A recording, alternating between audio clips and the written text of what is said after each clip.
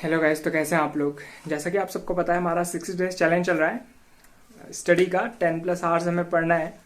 तो उसमें सबसे पहले मैं करता हूँ अपनी रनिंग, और रनिंग करके मैं आ चुका हूँ। तो ठीक है, और फिर उसके बाद मेरे को अपनी पढ़ाई करनी होती है। दिन में कितने 8 बजे से 1 बजे तक, फिर 2 बजे से 5 6 7 8 जितने बजे तक हो सके। तो हार्ड चैलेंज है, तो उसमें तो हार्ड ही करना पड़ेगा ना। और कुछ हार्ड चीज़ें पढ़नी है जो नॉर्मल, जैसे वोकैब, ये चीज़ें हार्ड है और वो भी ज़्यादा ज़्यादा पढ़नी है, नॉर्मल नहीं पढ़नी हमें।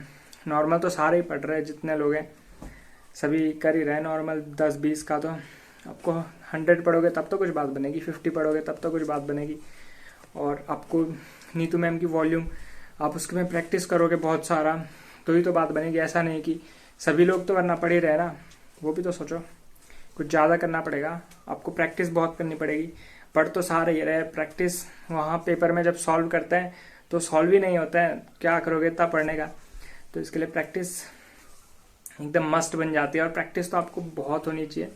आप चाहे वो मॉक टेस्ट से करो, या आप बुक से करो, या आप पिनाकल वाली बुक से करो, या नीतू मैम की बुक से, बुक में ये सही कितनी बार रिवाइज कर लो। और आपको ये जो नीतू मैम की बुक है, इसे तो ख़त्म करना ही है कैसे भी करो, क्योंकि क्वेश्चन फिर छूट जाएंगे। वहाँ आते क्वेश्चन इसी में से मैंने तो दिए है ना। और गाइस, आप मेरी तो एक भी वोकैब में गलती नहीं थी पिछले साल 2024 के जो पेपर हुआ था, मेरी एक भी वोकैब में गलती नहीं थी। मेरे कॉम्प्रिहेंशन में सिर्फ 30 क्वेश्चन आए थे, 2 क्वेश्चन क्लोज टेस्ट के गलत हुए थे, और 2 मेरे पैसेज वाले गलत हुए थे। वो भी काफ़ी हार्ड क्वेश्चन, हार्ड नहीं थे, नॉर्मल थे, फिर भी तब इतना नहीं था। फिर प्रैक्टिस तो की थी, लेकिन फिर भी क्वेश्चन रह गए। तो आपकी ये गलती ना, आप वोकैब जैसे मैं बता रहा हूँ वैसे पढ़ लो, क्योंकि मेरे वोकैब में एक भी गलती नहीं थी। इतना तो मान लो भाई, जैसे मेरे 90 क्वेश्चन सही थे, ठीक है। तो मैं ऐसे ही नहीं बोल रहा हूँ, ये वो ब्लैक बुक से बाहर कुछ आता ही नहीं। तो ब्लैक बुक तो मैं ख़त्म कर चुका हूँ, मैं तो बस रिवाइज कर रहा हूँ। आप सबको बस बता रहा हूँ कि आपको बहुत ज़्यादा पढ़ना पड़ेगा इसमें से, क्योंकि ब्लैक बुक जब तक आपकी बहुत बार रिवाइज नहीं होगी तब तक आप वहाँ कुछ अच्छा सा कर नहीं पाओगे, ठीक है। और मैंने गलती ये की थी कि मैंने रीजनिंग के क्वेश्चन नहीं लगाए थे हार्ड वाले, जो कि एनालॉजी और सीरीज के थे।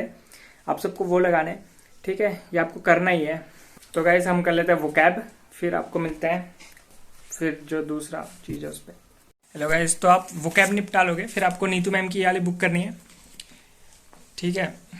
ये आपकी ख़त्म होनी चाहिए। मेरे तो इतना पेज भी पढ़ चुके हैं, आपको पीछे वाला पार्ट नहीं करना है इसका। और इसमें आपको नाउन वाउन से जो चैप्टर है इंपॉर्टेंट से, वो नाउन के तो क्वेश्चन आ ही जाते हैं, ठीक है, वो तो करना ही है। और प्रैक्टिस आप फिर पिनाकल बुक से कर सकते हो। इसमें प्रैक्टिस के क्वेश्चन इतने ज़्यादा तो नहीं है, 50 करीब होते हैं हर एक उसमें, तो 50 इनफ नहीं रहेगा। आपको मॉक टेस्ट लगाने या कुछ और कर लो, ठीक है। और गाइस, कुछ लोग स्टेनो के लिए पूछे, तो फिर से मैं बताऊंगा, आप एक एक ट्रांसक्रिप्शन कर लेना, जिसका स्टेनो ठीक ठाक है, और स्टेनो को छोड़ना नहीं बिल्कुल भी। और स्टेनो जो सीख रहे हैं, बिगिनर है, उनको स्टेनो तो अभी थोड़ी बहुत 1-1 घंटे करनी चाहिए, 2-2 घंटे, क्योंकि स्टेनो नहीं आएगी फिर आप लास्ट में कुछ नहीं कर पाओगे। और स्टेनो की स्पीड बनेगी कैसे, वो आपको क्वेश्चन रटे हुए होने चाहिए, ठीक है, ये आपको पता होना चाहिए। तो गाइज, आज मैंने नाउन मेरा कंप्लीट हो चुका है, इसमें से नीतू मैम की बुक में से प्रैक्टिस भी पूरी हो चुकी है, नाउन का पूरा चैप्टर ही उड़ा दिया है। और जो दूसरा प्रोनाउन है, प्रोनाउन भी मेरे 10-20 क्वेश्चन उसमें बचे हैं, बाकी रिवाइज हो गया प्रोनाउन भी। और उसके बाद आता है, और एडजेक्टिव का मेरा थ्योरी कंप्लीट हो चुकी है, 10 क्वेश्चन एडजेक्टिव के भी कर लिए मैंने। मैं ऐसे ही करता हूँ, पहले थ्योरी करो फिर उसके क्वेश्चन कर लो, और साथ साथ में सबको करते चलो। एक के क्वेश्चन बना रहे हो तो दूसरे के थ्योरी कर लो। और गाइज, मैंने एड्स कंजंक्शन के थ्योरी भी कर ली है, क्योंकि मैं ज़्यादा इंग्लिश पे फोकस करता हूँ, आप सबको पता है, तो वो भी कर लिया है। और मैंने जो आर्टिकल था उसकी आधी थ्योरी कर ली है। मतलब मेरा तो रिवाइज करना है ना, मेरा तो थोड़ा बहुत करो, रिवाइज करना होता है, वो तो वो हो जाता है मेरे से जल्दी, क्योंकि काफ़ी बात पढ़ा है ये ने, तो ठीक है, इतनी प्रॉब्लम नहीं होती। आपको पढ़ना है, आपको काफ़ी टाइम देना है, आपके 4-5 महीने इसे कंप्लीट करने में लग जाए, कोई गलती नहीं है, इतना लग जाता है। 4-5 महीने तो कम ही बोल रहा हूँ, इससे ज़्यादा ही लग जाएगा। और ब्लैक बुक में तो 4-5 महीने अगर आप करोगे, 4-5 महीने तो आपको लगने ही है, ठीक है। मेरे से सुन, मैंने तो 4 महीने में किए थे, आपको कभी दिखा दूंगा मैंने जब से शुरू किया था और जब ख़त्म किया, 4 महीने हो गए थे। और मैंने मार्च से शुरू किया था, और मैं दिसंबर तक ही नहीं पढ़ रहा था। और क्वेश्चन इसी से आते हैं, क्वेश्चन बाहर से आते नहीं हैं। और गाइस, मेरे को ज़्यादातर क्वेश्चन जो भी मिले जो एरर के थे, वो सारे नीतू मैम के बुक में से मिल गए थे, बाहर से मेरे को लगा नहीं कुछ था। आपको भी ऐसा लगेगा, आप पहले एक बार पूरा पढ़ लो, ठीक है। और पैसेज के लिए बोल रहे थे कुछ लोग, तो पैसेज के लिए आप पहले तो अभी फ़िलहाल, मैं आपको बाद में बताऊंगा ना आपको क्या करना है अच्छे से। अभी आपके लिए आप बस ऐसे न्यूज़पेपर पढ़ सकते हो तो न्यूज़पेपर पढ़ लेना, वरना कोई सी बुक उठा लेना एनसीईआरटी की, कोई 10th की, कोई सी भी, ठीक है, ये आपका उस पर है।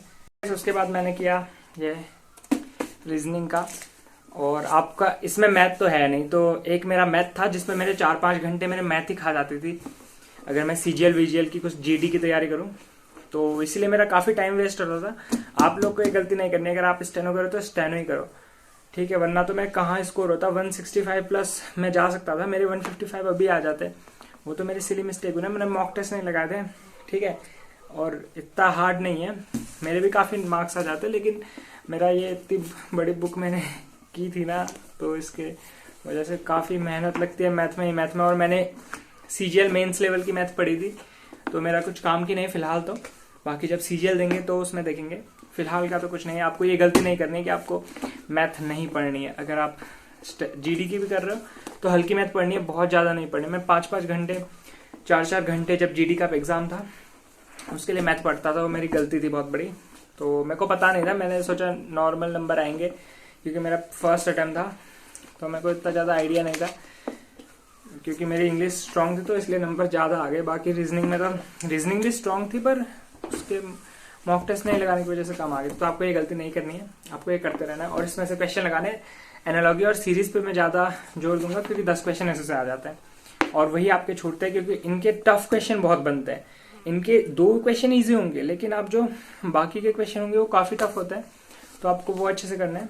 बाकी और सब्जेक्ट के तो एक सिलोजिज्म का थोड़ा मुश्किल है, वो सब बाकी इजी आता है। यही 2 चैप्टर पे आपको बहुत ज़्यादा ध्यान देना है, सिर्फ मॉक टेस्ट इनफ नहीं रहेगा इनके लिए, इसका आपको बहुत ज़्यादा करना है, ठीक है। और मैं खुद बहुत ज़्यादा इनकी प्रैक्टिस करने वाला हूँ। 1000 क्वेश्चन है, 1000 के 1000 निपटाने हैं तब तक, और उनका कई बार रिवाइज भी करना है, 2-3 बार, जितना बार हो सके तब तक, काफ़ी टाइम है, 6-7 महीने है तब तक। और उसके बाद गाइज मैं एक ट्रांसक्रिप्शन वो स्टेनो लिख लूँगा, ठीक है, वो मैं लिख लेता हूँ 100 की स्पीड पे लिखता हूँ, क्योंकि 100 तो मेरी स्पीड है। वहाँ मैंने 100 पे इतनी अच्छी ग्रेड सी की डिक्टेशन लिख ली थी, तो मेरे को डिक्टेशन लिखने में कोई प्रॉब्लम नहीं है। अब अगली बार तो बढ़िया से करना है, स्टेनो में कोई दिक्कत नहीं है, नंबर थोड़े और अच्छा है, 170 प्लस आ सके तो बहुत बढ़िया। और क्योंकि हार्ड पेपर आ गया तो की बात कर रहा हूँ, ईजी आया तो 1 ज़्यादा ही का ऑल इंडिया रैंक का कुछ सोचेंगे, ठीक है। मतलब बहुत जीके जेस भी बहुत पढ़नी है, वो मैं आपको बताते रहूँगा। जीके जेस के लिए मैंने स्ट्रेटेजी वीडियो डाली है, आप उसे देख लेना, या मैं नई वीडियो डालूंगा वो भी आप देखते रहना। वो मैं बहुत सोच बढ़िया से देख के लाऊंगा आपके लिए, क्योंकि मैंने पिछली बार काफ़ी मैंने फाउंडेशन तो किया है, लेकिन आपके लिए बढ़िया से उसे ढूंढ के लाना है जो इम्पोर्टेंट है, क्योंकि आप पहले इम्पोर्टेंट कर लो फिर इजी नहीं, इम्पोर्टेंट होना चाहिए ना। बाकी तो सागर है जीएस, तो आप कितना पढ़ लो, इनको तो आपको इंग्लिश और रीजनिंग का तो पहले करना है, ठीक है गाइस। यही था वीडियो, और रूटीन आपको यही फॉलो करना है, या फॉलो तो करो, जितने लोग फॉलो करेंगे वो अच्छे नंबर ले आएंगे, क्योंकि मैंने भी ये फॉलो किया था और मेरे काफ़ी अच्छे नंबर आ जाते हैं, ठीक है। आपको भी यही करना है। और गाइस सबसे इंपॉर्टेंट बात, आपको हर दिन एक सीजीएल के मॉक टेस्ट लगाने हैं, ठीक है। सीजीएल के लगाना, सीएचएसएल के लगाना, स्टेनो के फिलहाल लगाने की कोई जरूरत नहीं है। स्टेनो का आप बेसिक पढ़ लो इनमें से, तो वो इनफ रहेगा। आपको एक मॉक टेस्ट तो जरूर लगाना है। और मैं अभी मॉक टेस्ट एक सीरीज शुरू करूंगा सीजीएल स्टेनो के लिए, आप उसे, क्योंकि मैं डेली अपना मॉक टेस्ट लगाऊंगा और इस पे शॉर्ट्स पे डाला करूंगा कि मेरे कितने मार्क्स हैं। आप अपना भी मॉक टेस्ट देना, उससे कंपेयर करना कि आप कितने पे रह रहे हो। आपको थोड़ा मेरे बराबर आने की, आप मेरे से ज़्यादा हो तो भाई जितना भी है आप भी अपना स्कोर शेयर करना। तो मैं शुरू करूँगा कुछ दिन बाद, तो आप फॉलो करते रहना गाइज, और सब्सक्राइब और कमेंट जरूर करना कि आपका कैसी तैयारी चल रही है, कितने मॉक टेस्ट में स्कोर आ रहा है, आप मेरे को बताते रहना, क्योंकि मुझे भी पता चला कि आप लोग कितना पढ़ रहे हो, कितना आपको और बताने की जरूरत है अगर आपके कम नंबर आ रहे हैं, ठीक है। तो कमेंट जरूर करना, आप बिगिनर हो या एडवांस कुछ भी हो, और लाइक और शेयर और सब्सक्राइब जरूर करना।